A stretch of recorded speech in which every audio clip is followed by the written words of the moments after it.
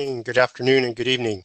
Thank you for joining us today. My name is Brent Berenson, and I will be the moderator for our presentation today. I'm the leader for Fluor's Business Transformation and Innovation team. We focus on new and innovative ideas, never losing sight of the critical thinking and analysis that comes from our global team of experts. Our people are at the core of our success. This webinar series is an opportunity to showcase specific expertise and to talk about new trends or recent code changes of significant impact to our industry. As with other webinars, this will be a technical presentation. Fluor Fellows Craig Sandstrom and Hector Davila will discuss advances and intricacies of the vaccine manufacturing process and how it relates to facility design. The webinar will also include a discussion on vaccine facility features, facility scale, flexibility, and expansion strategies, as well as cost and scale comparisons. We have three subject matter experts with us this morning. First, I'd like to introduce Craig Sandstrom.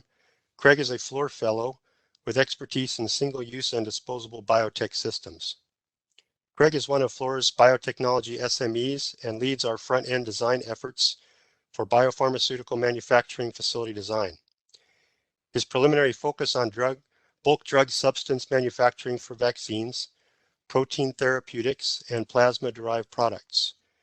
Craig also leads Fluor's process engineering efforts for facility optimization and capacity planning. Pre-COVID, Craig was an avid trail runner and has finished the prestigious Western States 100 trail race and is looking forward to running more post-COVID. Joining Craig is Hector Davila. Hector is also a Fluor Fellow with expertise in pharmaceuticals and life sciences. He has more than 35 years of experience in process engineering aspects for life sciences, pharmaceutical, chemicals, aseptic fill and finish, OSD, and API manufacturing. Currently, he is Fluor's Global Director for Technology and Innovation for Advanced Technologies and Life Sciences. Hector is a notorious workaholic, but when he isn't working, he likes to spend as much time as possible with his wife and 4 children. Fluor has a very strong safety-driven culture, and as such, it is customary for us to start our meetings with a brief safety topic. For today's health, safety, and environmental topic, I'd like to introduce another one of Fluor's subject matter experts, Abhirath Parikh. Abhi has 7 years of experience in process design and development in the biopharmaceutical industry involving therapeutic proteins, monoclonal antibodies, and cellular therapies, CAR T and stem cell therapies. He is one of Fluor's emerging biotechnology experts, has patent related to biopharmaceuticals, and has been widely published. In his spare time, Abhi enjoys sports, reading, and traveling. Abhi, please go ahead and unmute your line and share a brief HSE topic with us. Thank you, Brent. The HSA topic for today is biosafety requirements for large-scale operations that corresponds to more than 10 liters as defined by the US National Institutes of Health. And this is from their NIH guidelines for research involving recombinant or synthetic nucleic acid molecules, Appendix K. The biosafety requirements are relative to the hazards present and are defined in terms of risk groups. Non-pathogenic, non-toxigenic pathogens with a safe history require good large-scale practices. Examples of non-pathogenic organisms are Chinese hamster ovary cells, the workhorse of monoclonal antibody industry. Next, risk group 1 is not associated with disease. It would include E. coli and requires biosafety level 1 for large scale. Risk group 2 is for disease that is rarely serious and would include adenovirus that cause common cold, which require biosafety level 2 for large scale. Risk group 3 is for serious and lethal pathogens for which a therapy exists. It would include coronavirus, such as the SARS-V and MERS-V, and human immunodeficiency virus HIV, and would require biosafety level 3 for large scale. Risk group 4 is for lethal risk for which no therapy exists, and an example is filoviruses that cause Ebola, such as the Ebola, apologies.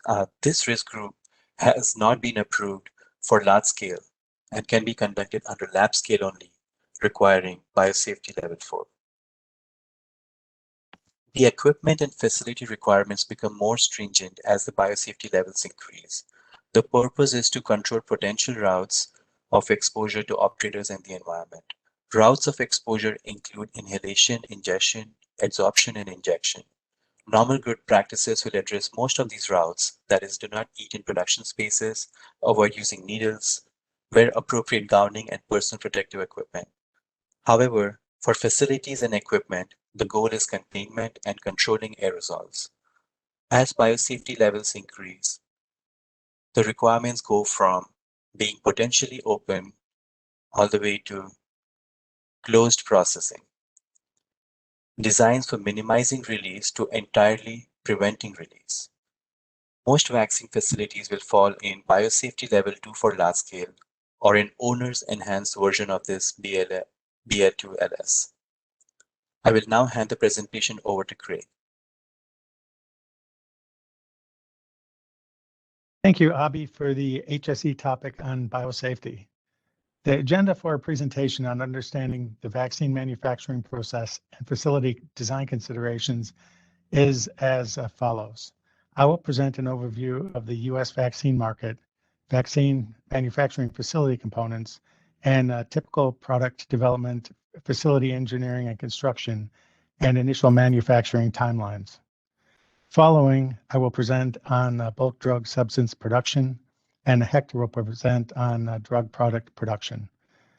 The bulk drug substance, referred to as BDS for short, is the active pharmaceutical ingredient used in the finished dosage form. API in this presentation is active pharmaceutical ingredient and not, as many of my colleagues would say, American Petroleum Institute. The drug product, referred to as DP for short, is the final packaged dosage form of the vaccine, such as filled vials or syringes. The bulk drug substance portion will focus on 4 current vaccine types for a range of manufacturing capacities. Sizing bases are presented and facility sizes are compared. The drug product portion will focus on manufacturing strategies for seasonal, non-seasonal, and pandemic vaccines, along with options to address various manufacturing capacities. The U.S. Vaccine market currently has 96 licensed vaccines, of which approximately 1/3 are for bacterial diseases and 2/3 are for viral diseases. The focus of today's discussion will be on the viral vaccines. These vaccines are summarized in the bar chart by the vaccine type, by which I mean the approach used to elicit an immune response. Vaccines are used to stimulate the production of antibodies and provide immunity against one or several diseases, prepared from the causative agents of a disease, its products or synthetic substitutes treated to act as an antigen without inducing the disease. And by type, I am referring to the different categories of the causative agents. The most common type is inactivated vaccines. This vaccine type consists of virus particles, bacteria, or other pathogens that have been grown in culture and then killed to destroy their disease-producing capabilities. An example is the flu vaccine manufactured using chicken eggs. The next most common type are live attenuated vaccines. This vaccine type consists of a weakened virus particle, bacteria, or a pathogen that have been grown in culture. The attenuated or weakened organism is a harmless or a less virulent version. And an example is the cowpox virus used to immunize against smallpox. Another common type is protein subunit vaccines. These use recombinant technology to produce synthetic antigens. An example is the hepatitis B vaccine. Additionally, there are several experimental vaccine types that stimulate the patient's own cells to produce viral antigens. The 2 types currently used by COVID vaccines are still considered experimental and include mRNA and viral vector vaccines. Viral vector vaccines stimulate the patient's own cells to produce viral antigen by delivering genetic information, DNA, using a replication incompetent virus. The viral vector lacks the DNA required to produce a viable viral particle while carrying the vaccine DNA. The patients then, their own cells then transcribe the DNA to RNA and then translate the RNA into viral protein antigens to elicit an immune response. RNA vaccines stimulate the patient's own cells to produce viral antigen by delivering the genetic information, mRNA, using lipid nanoparticles. The patient's own cells then translate the RNA into the viral protein antigens that elicit the immune response. Today's discussion primarily focusing on inactivated viral vaccines, protein subunit vaccines, viral vector vaccines, and mRNA vaccines. And of interest, protein subunit vaccines for COVID look like they'll soon be available. Vaccine manufacturing is a complicated process with significant supporting infrastructure requirements. Sort of a breakdown of the major components include the bulk drug substance and drug product. The drug product also being referred to as fill finish or fill finish inspection and packaging, as well as supporting lab admin, central utilities, and warehouse functions. These functions can be provided as part of a single larger building, in dedicated buildings, or comprised of multiple buildings depending on the site and the manufacturing capacity. Again, the focus of today's discussion is really around the BDS and DP functions.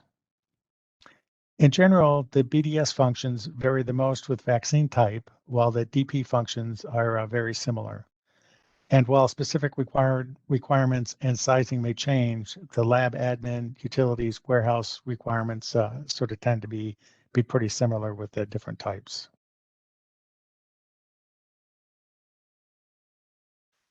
Patents are the primary form of intellectual property protection for the pharmaceutical industry. A patent enables a period of market exclusivity or protection from competition. And in the US, this duration is 20 years from the date of application. Biopharmaceutical products have lengthy development, testing, and approval durations, and with patents typically being applied for prior to clinical trials. And clinical trials taking, a varied amount of time, but 5 to 7 years, a significant portion of a patent lifetime can be lost prior to a product entering the market. Additionally, new facility engineering, construction, commissioning, qualification, and validation, and licensing is also lengthy. As a result, manufacturing logistics needs to consider existing manufacturing assets or very early commitment to construct new assets to support new product manufacturing. The recent COVID vaccine development, manufacturing, regulatory release, and vaccine deployment has had almost miraculous timeline. The SARS-CoV-2 virus was identified in December of 2019, with China releasing an attenuated vaccine in June of 2020, while Western pharmaceutical companies started releasing vaccines in November of 2020. A truly astonishing 7 to 12 month timeline. This amazing accomplishment took significant collaboration and coordination between governments, public health authorities, and private companies, and is not typical for normal vaccine development. Sort of what we've seen as typical durations from the start of engineering to mechanical completion as on the order of sort of 22 to 36 months. Typical durations for commissioning, qualification, and validation being on the order of 16 to 24 months, and regulatory approval and licensing taking another 6 to 12 months. In this, long lead equipment is a significant schedule driver, with current market conditions pushing delivery times for vial and syringe filling lines up to 18 months. Different manufacturing scale facilities are used based upon a vaccine life cycle and ultimate capacity requirements.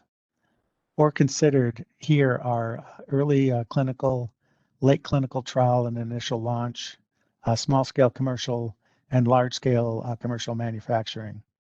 Each has their own needs and requirements, with the capacities being my guideline and not an industry absolute. Early stage clinical trial manufacturing is very low volume, but needs to be highly flexible to manufacture a variety of products with uncertain and variable processes. A late stage clinical trial and an initial launch manufacturing is still relatively small volume and needs to be provide flexible manufacturing to produce a variety of products. But these facilities are sort of rarely dedicated to a single product, and manufacturing flexibility tends to outweigh manufacturing costs of goods. Commercial scale manufacturing is a much larger volume and may be dedicated to a single product or still multiple products. The capacity requirements are determined by potential patient populations and immunization rates. These facilities have less manufacturing flexibility and are more focused on cost of goods. Non-seasonal, seasonal, and pandemic vaccines have different requirements and strategies to improve utilization. Vaccines like measles, mumps, and rubella vaccines have a relatively constant year-round demand. Vaccines like the annual flu vaccine are seasonal, and the bulk of the commercial demand fall within several months of each year. Pandemic vaccines like COVID and potential pandemic influenza are sort of like seasonal vaccines, and that manufacturing may not occur year-round, but are significantly less predictable.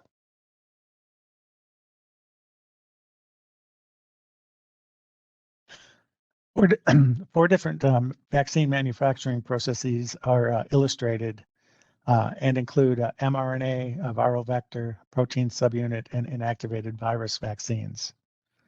Of note, each of these processes begin with some type of fermentation or cell culture process, and all end with a fill-finish drug product function. In between are various purification operations and other operations. And I will use the fermentation and cell culture requirements as the primary means to compare the bulk drug substance manufacturing facilities. Most biopharmaceutical manufacturing facilities scale relative to the number and volume of the production bioreactors and fermenters. This also allows a comparison with therapeutic monoclonal antibody production facilities, or MABs. There's a large number of these, and they're pretty common in the industry, and people know what they look like, which allows us to use the bioreactor size and number as sort of a standard candle as a comparison. A large-scale commercial MAB production facility generally contains, anywhere between 6 times 10 to 6, 15,000 liter to 8, 25,000 liter production bioreactors. A small scale commercial MAB facility generally is in the 6 times 2,000 liter to 6 times 5,000 liter production bioreactor range. Clinical trial and initial launch MAB production facility being in the 2 times 2,000 to 6 times 2,000 liter production bioreactor range. And clinical trial MAB production generally falls below 500 liters in terms of production bioreactors. And again, these scales are based upon my industry observations and not necessarily industry standards, but provide a good means of comparison. Just to note, what I've seen is large scale today may not be large scale tomorrow. And again, what is small scale today might not be small scale tomorrow. Just as a side note, mRNA vaccines sort of present a little bit of an outlier for this analysis. The process there begins with the bacterial fermentation to produce plasmids, a type of DNA strand. And that, coupled with it being a very new technology, means that the requirements there are the most variable and uncertain.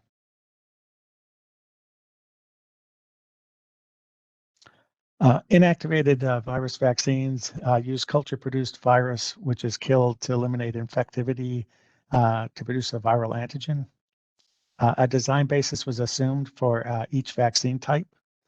For the inactivated virus, the design basis consists of a dose range, cell densities for either a microcarrier adherent cell or suspension cell culture, or a flat plate adherent culture.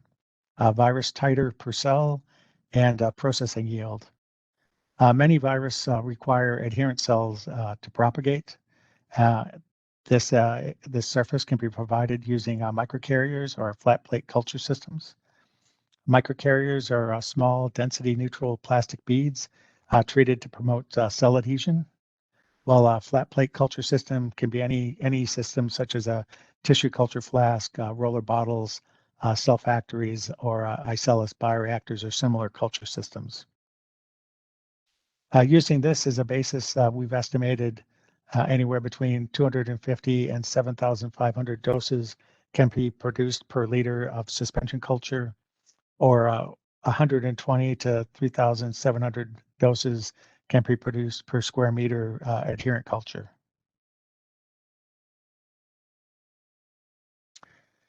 The previous design basis was used to estimate the production bioreactor requirements for various scale production facilities. And again, for reference, an SUB is a single-use bioreactor. The biopharmaceutical industry has adopted single-use technology to minimize cleaning and sterilization requirements. Essentially, all product contacting surfaces are made of plastic and are replaced after each batch. The maximum current state-of-the-art bioreactor size is about 2,000 liters. An SX BRX is a reusable stainless steel bioreactor, and the maximum current state-of-the-art bioreactor size is around 25,000 liters, although different manufacturers use production bioreactors in the 5,000 to 25,000 liter range. For suspension cultures, the results indicate that clinical trial facilities are very small and on a laboratory scale.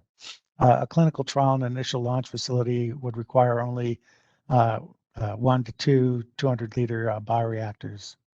On the other hand, a small-scale commercial facility can be on the same scale as commercial-scale MAB production facilities. Small-scale facilities in the range of would be 1 to 4,000 liter bioreactors, while a large-scale commercial facility might be in the range of 2 times 2,000 liter up to 9 times 25,000 liter bioreactors. For adherent cultures, the results again suggest that clinical trial facilities are small and on a lab scale or small MAB production scale. For reference, a single iCellus bioreactor is physically similar in size to a 500-liter single-use bioreactor. So a clinical trial initial launch to small-scale commercial facility requiring 1 to 8 iCellus systems is sort of equivalent to a clinical trial and initial launch scale MAB facility. And for reference, the largest iCellus system is currently about 500 square meters. And again, this may be a reasonable approach for a small-scale manufacturing, but the scales at for a large-scale commercial facility are not very realistic. Protein subunit vaccines use recombinant viral antigens produced using fermentation. For protein subunit vaccines, the design basis generally consists of the dose range, the microorganism type, and by type I mean is it a bacteria, yeast, or a mammalian cell, titer in terms of a mass per unit volume, and processing yield.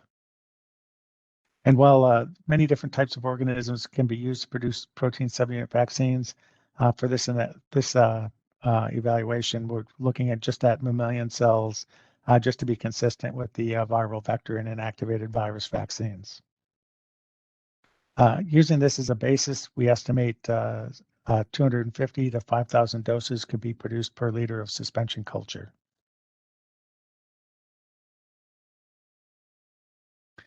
The previous design basis was used to estimate the production bioreactor requirements for various scale production facilities. No reference is made to adherent culture systems for protein subunit vaccines, as the mammalian cell lines used for biotherapeutic protein production have been selected to avoid the requirement for adherent cultures. For suspension cultures, the results indicate that clinical trial and initial launch facilities, again, are very small and on a lab scale, requiring 2 by 100 liter bioreactor capacity or less. On the other hand, small scale commercial facilities, again, are equivalent to clinical trial initial launch MAB facilities requiring somewhere between 2 times 1,000 liter subs or less.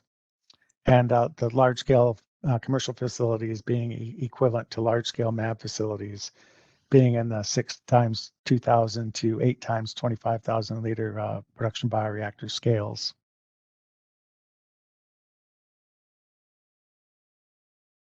Viral vector vaccines use a replication incompetent virus engineered to deliver genetic material to cause the patient's cells to produce the viral antigen. For viral vector vaccines, the design basis is similar to that for the inactivated virus vaccines and consists of a dose range, cell densities, again, for suspension or adherent cultures, a virus titer per cell, and a processing yield. Again, using this as a basis, we estimate somewhere between 200 and 6,000 doses can be produced per liter of suspension culture, or 100 to 3,000 doses can be produced per square meter of adherent culture.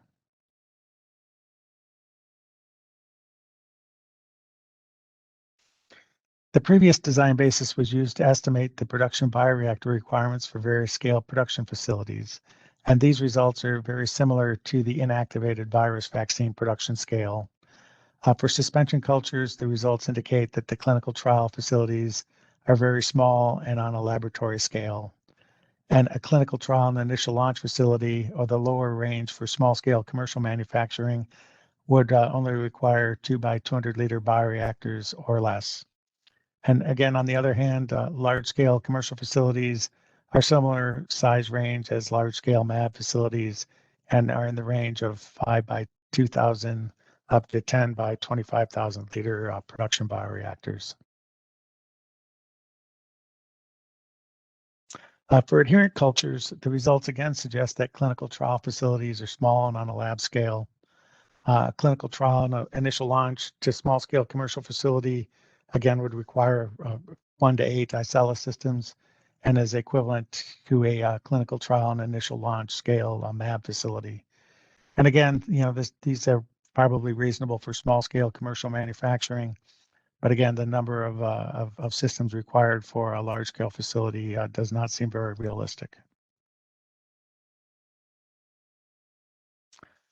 And mRNA vaccines, again, they use mRNA encapsulated lipid nanoparticles to deliver genetic material to cause a patient cell to produce viral antigen.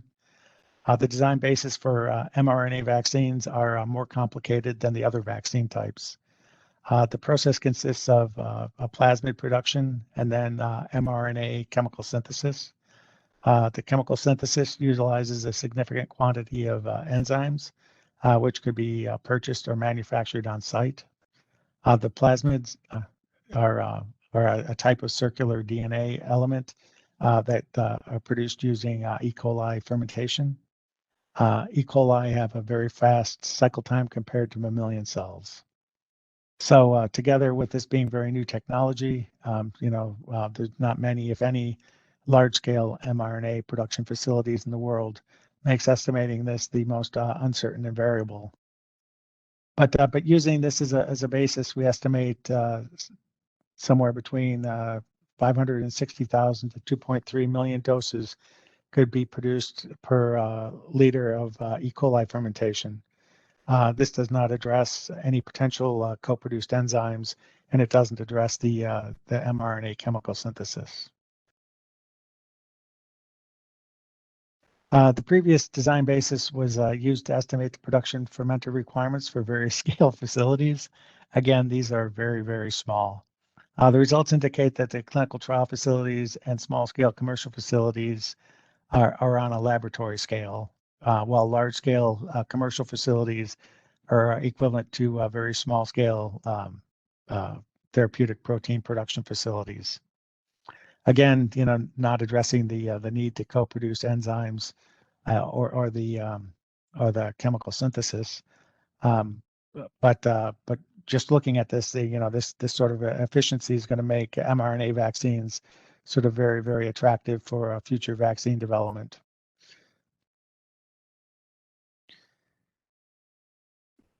The manufacturing scale requirements for the 3 suspension mammalian cell culture-based vaccines, the inactivated virus, viral vector, and protein subunits are compared to comparable scale monoclonal antibody production facilities on a logarithmic scale. The 4 facility types are shown with their manufacturing capacity ranges presented in terms of liters production bioreactor broth produced per year.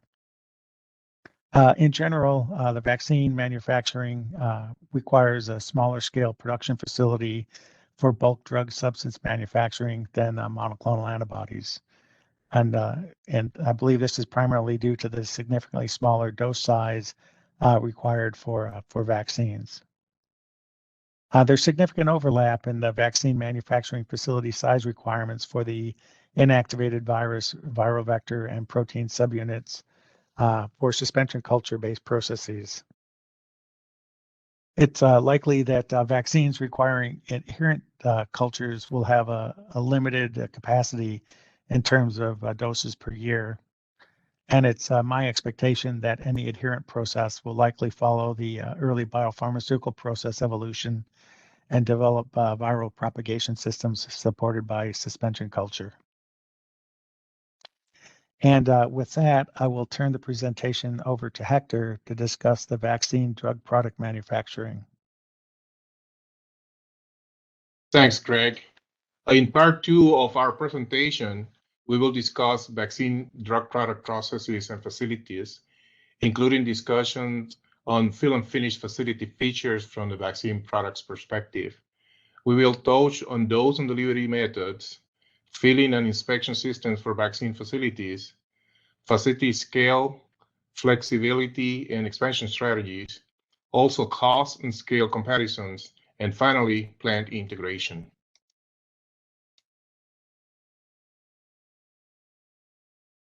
Vaccine drug products are intended to treat very different diseases, but those delivery systems and their manufacturing facilities have common features. And the drug product process is the last step before the correct dose reaches the patients. And because of this, it's highly regulated as a sterile product. Vaccines for common diseases must supply steadily a general population at a predicted rate. For example, those that apply to newborns and school children. Some are seasonal, with only limited time available for preparation and distribution. At the same time, these facilities may be used for pandemic events like the one we're living now. Since the product sterility must be maintained, it often requires cold supply chain, but it's not necessarily true for all products. Another relates to adjuvant, which is used to increase the immune response and is often manufactured at the same site. In some cases, the product is considered potent or highly active, and facilities must be designed with special protections. Some vaccines use preservatives like thimerosal that require special disposal challenges. The sterility is preserved by environmental conditions with very low contaminants per cubic meter, for example, on grade A conditions. These conditions are met and minimized by using restricted access barrier systems or isolators instead of conditioning the entire room. And finally, use of single-use technology is increasingly being used in the industry, reducing the need for cleaning parts and reducing the risk of contamination. As discussed by Craig, the dose range varies significantly. As we can see, the dose may go from small dose for pediatric use to larger multi-dose formats. This defines the scale of the drug product facility. Some vaccines have very limited regional populations requiring productions less than 2 million doses per year, and at times much less than 100 doses per year. But at high volumes, facilities that handle global supply must handle global supply, and these are in the hundreds of millions.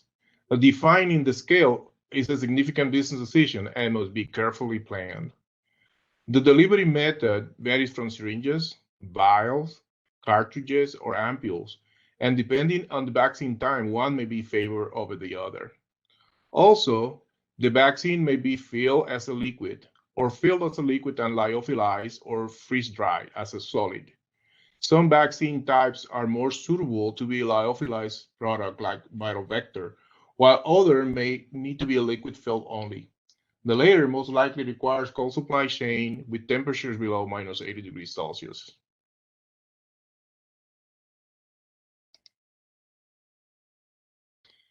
Vaccination requirements may be seasonal. As an example of a seasonal production mode may be seen in the left column. 12 to 16 weeks production to match a particular season like the flu season. And production formats in this case may go of 5 days, 16 to 24 hours per day. And typically isolation technology with vapor phase hydrogen peroxide, VPHP, disinfection and catalytic destruction of the VPHP makes sense. Otherwise, larger gray areas must be kept during non-production times. Syringes, ampules, vials, or cartridges are all potential delivery systems. Since it is a seasonal product, production campaigns may be extended if supplying northern and southern hemispheres.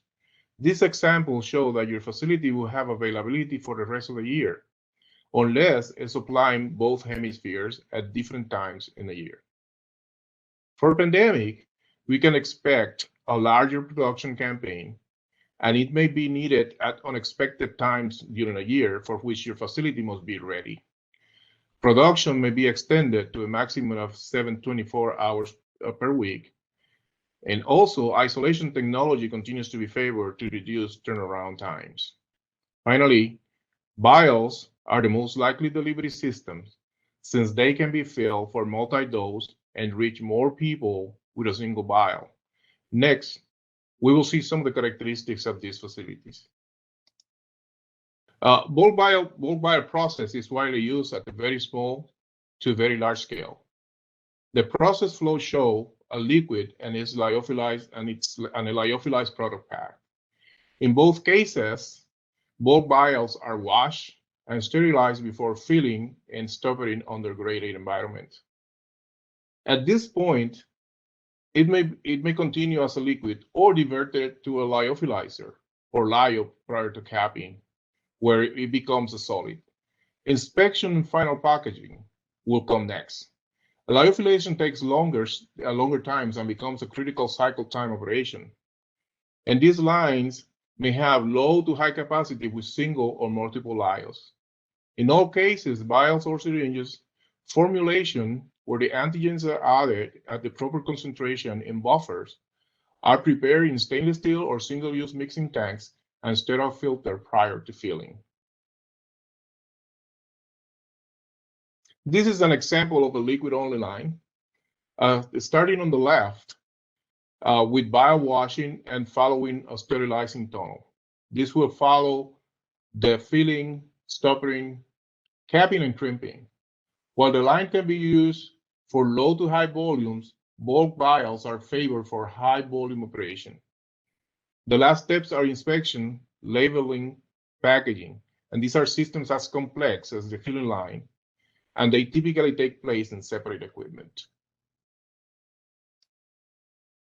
Selection of the line speed may provide flexibility in line scale up or turn down, as we can see how low to high speed line can almost double the plant capacity with a single line at a constant speed, a single speed. This is also true for syringe and cartridge lines. For example, the median speed line on red here can range from 150 million doses per year to close to 300 million doses per year. And that's by changing the speed. This provides a great plan for future demand and deferred capital investment with the second line. Vials with lyos or lyophilizers start very similar, but will require multiple lyos depending on the capacity. In this case, the capacity may be expanded threefold by adding lyos and can be used as an expansion strategy if the fill line has a total capacity. A facility like this has range in the order of $120 million and up to 3-year construction schedule with over 1,800 square meter constructions and large interstitial spaces. allowing space to add layers as the product increase greatly reduce future investments. A facility like this require equipment and facilities integration and close coordination during equipment fabrication and building construction. Pre-filled syringes handled in bulk is similar to vials, with the main difference on the type of syringes and handling of rod placements and syringe-related components at the end of the line. The bulk syringe filling process has similarities to the vials, requiring dirtying and washing the bottle, sterilizing the units before entering the aseptic fill area. Filling and stopping will take place on the restoration as well. And after inspection, the syringes are labeled and rod inserted and packaged together with other components like needles and safety clips. Final packaging is the last step before releasing to the supply chain. Pre-filled syringes may be supplied pre-sterilized nested in tubs. In the graphic, the process starts from the right to the left. Here, the outer bags and lids are removed and sterilized using E-beam. At this point, the process follows by denesting, filling, stopping, and renesting in the tops. From this point, completion of the syringe is essentially the same, except removing and replacing syringes in the tops. As you can see in the diagram, before they enter the inspection machine, the lines also have requirement for interstitial equipment for the isolator. These lines can also be used for other formats like vials and cartridges, as long as they fit in the same tub. The line capacities are really limited by the speed to handle the tubs. And currently available equipment may be limited to 6 tubs per unit, assuming that they can handle 100 syringes. They can process as much as 600 units per minute. But however, more realistically and considering line efficiencies, 400 units per minute may be the maximum for commercial available equipment. The line speed is mainly impacted by the line's online tests or in-process controls, and are typically designed for large capacities. And the finishing steps are similar to the bulk syringe line, requiring inspection and packaging. But not always large systems are required from day one. So modular or robotic systems are available to support a product lifecycle by scaling out instead of scaling up. They are an option for clinical to low or medium commercial scale, and they support growth on new products. Because of their size and integral isolator equipment, they may be used for simpler or parallel construction like box-in-the-box construction, or pods, reducing the total construction cost and schedule. The lines require less space, and in recent work resulting in 30% saving in space. While currently equipment cost is comparable, saving in building and schedule could be a significant differentiator. As a high-level comparison, and based on recent project experience, shows how facility size may double while cost may triple from small to large capacity. And the type of facility has schedule implications and impacts how fast can the product be on the market. The filling, inspection, and packaging equipment procurement is a significant component on the schedule. As we can see in the comparative timelines, long lead equipment typically associated to fill and finish is a considerable critical path component.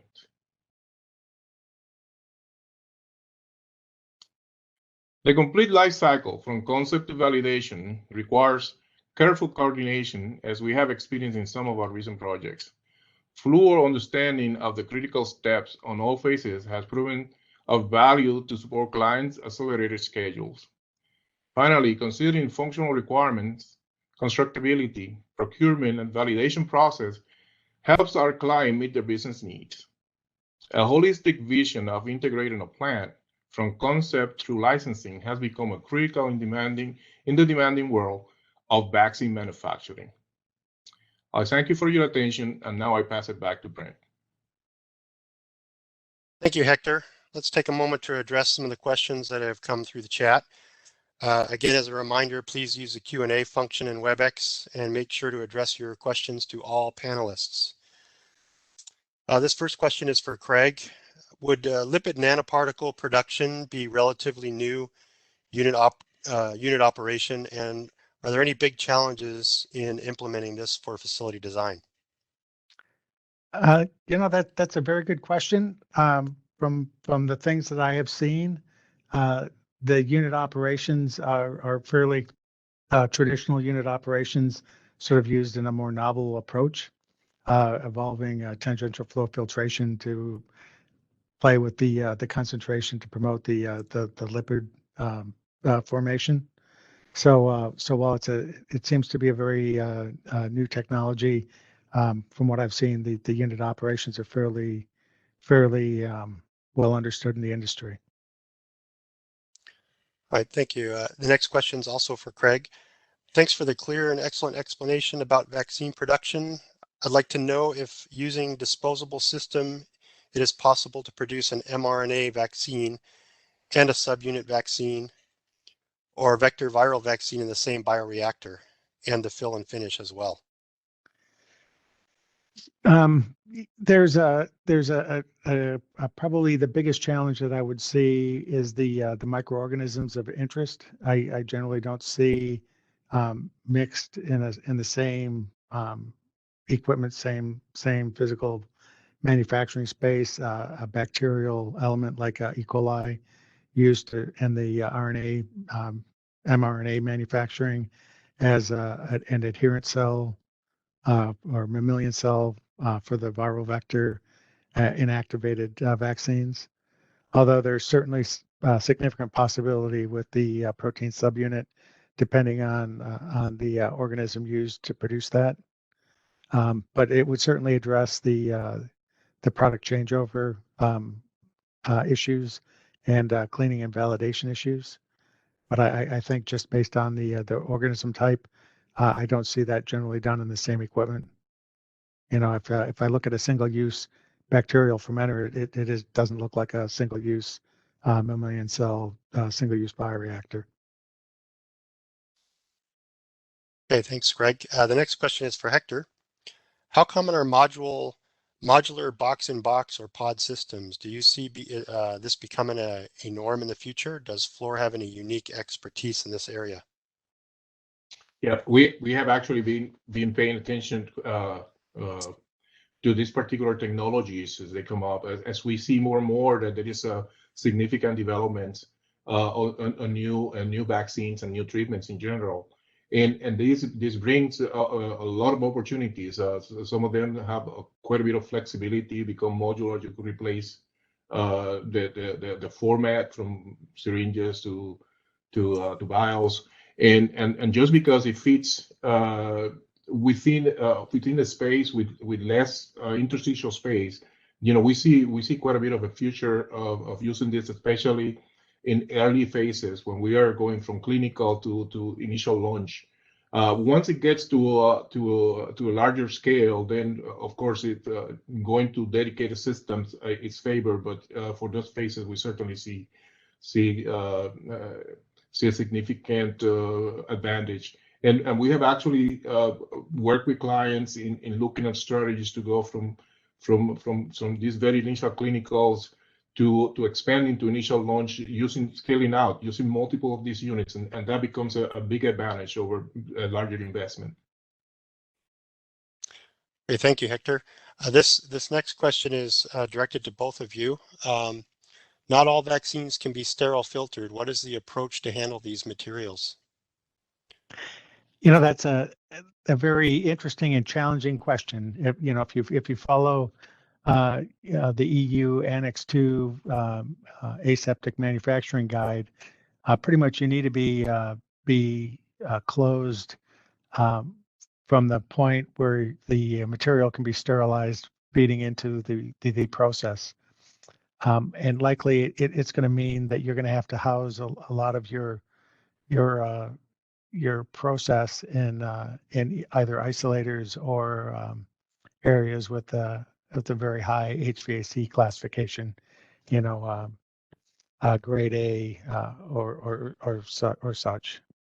Yeah, that's exactly what we have seen in a recent project where for that particular vaccine it requires a grade A environment or isolation, and it imposes a larger requirements of aseptic conditions as we need to process, to process the entire, prevent contamination all the way, from the bulk drug substance all the way through packaging. Okay, thank you. The next question is also directed to both of you. Actually three-part question. Which type of performance tests are normally done? Which codes and standards defines these test requirements? And the second part to the question is, how long is it required for commissioning of the facility? And then what sort of safety considerations are required while commissioning?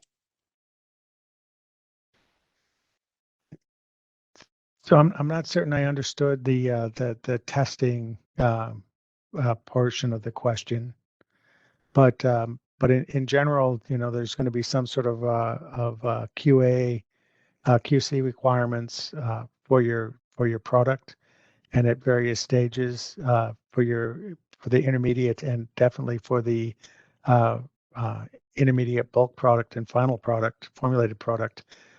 There's testing and release requirements, and it's if I had to throw a number at it, I'd probably say 3 to 4 months in duration for full release. Although the manufacturing release is usually much faster. Okay, thank you.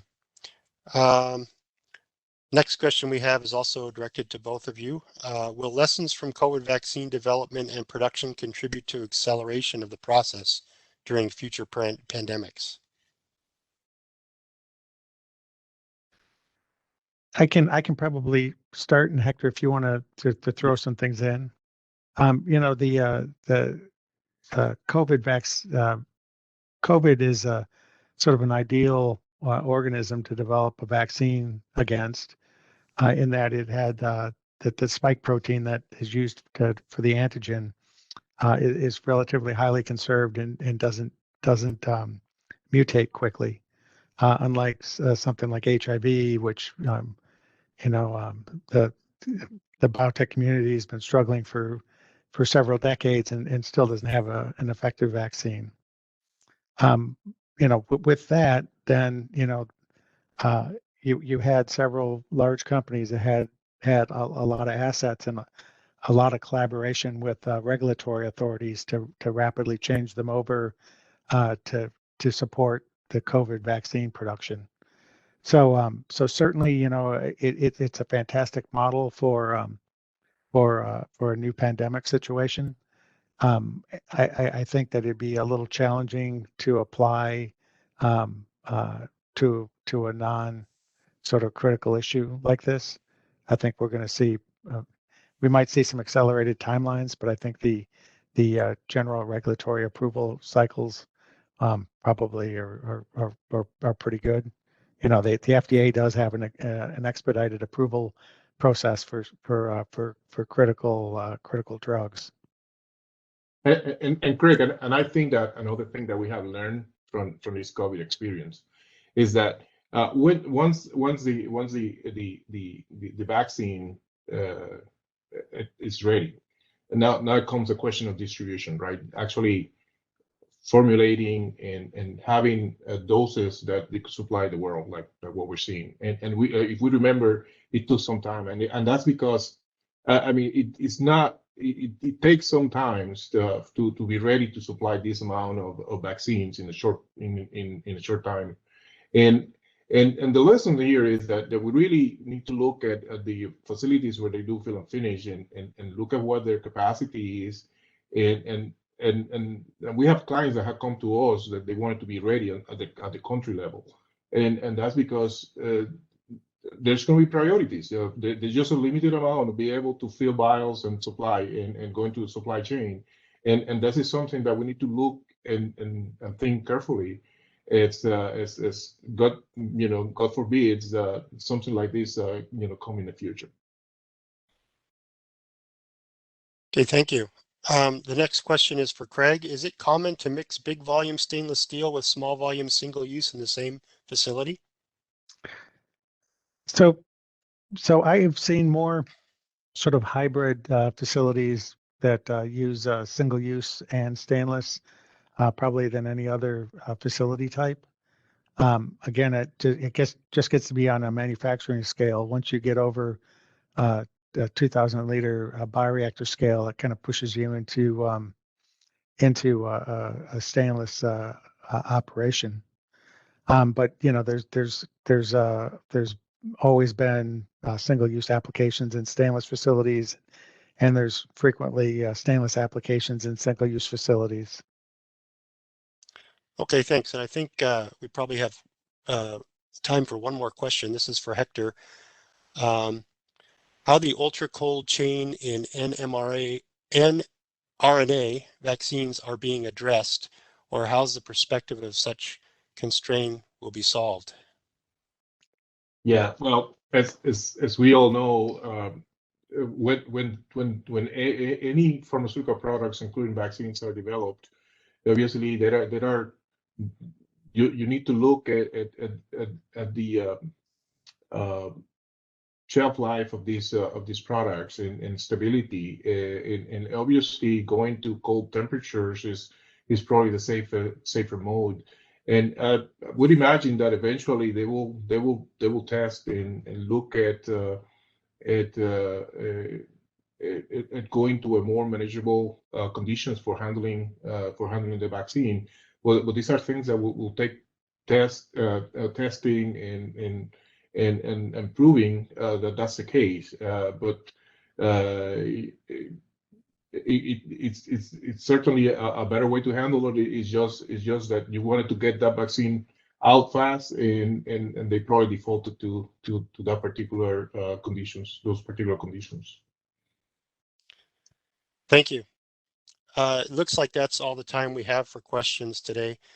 Thank you again, Hector and Craig, for this interesting discussion. To our audience, we appreciate your attending and for your engagement today. It has been a pleasure being your moderator. Please continue to stay informed of these events by visiting the Innovation Builders page on fluor.com or following our social media channels using hashtag Innovation Builders. If you'd like us to send you email notifications of future webinars, please email us at innovation.builders@fluor.com with opt-in in the subject line. We appreciate your attention and thank you again for dialing in today. We'll send out a compiled list of the Q&A within a few days. Expect to see the webinar recording available on demand next week at fluor.com. If you have any questions or require additional information, please email innovation.builders@fluor.com and someone from our team will get back to you. From all of us at the Innovation Builders team, have a safe day.